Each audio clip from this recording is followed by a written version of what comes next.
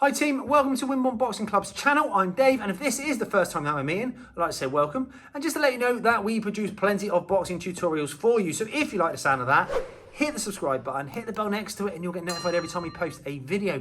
Also, head over to Instagram and on TikTok and check us out because we post lots of regular content on there too.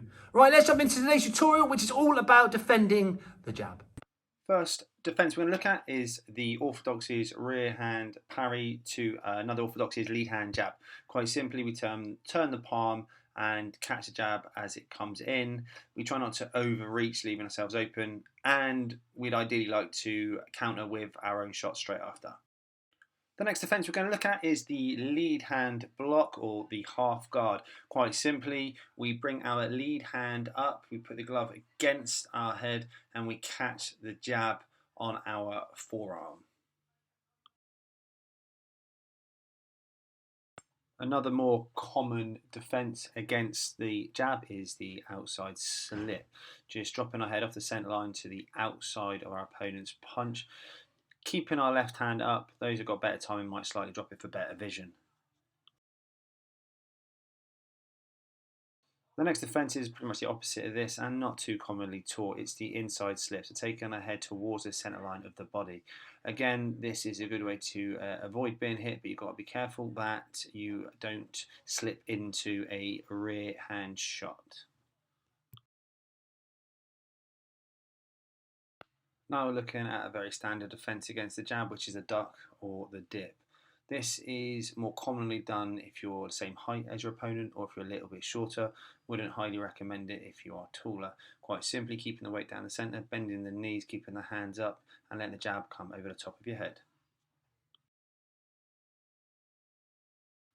I've heard this defence called numerous things, the wedge, the high block. Quite simply, we're using our lead hand to deflect our opponent's jab off of the centre line and above our head. It is important that we do bend at the knees and that we slip at the same time as using our lead hand to deflect the shot over our heads. So the slip and pivot to the outside. So we start with a slip and a slight step. We take our lead foot to the outside of our opponent's lead foot. Once we've done this, we then pivot round. This takes out their backhand, but also creates a new angle for us to attack.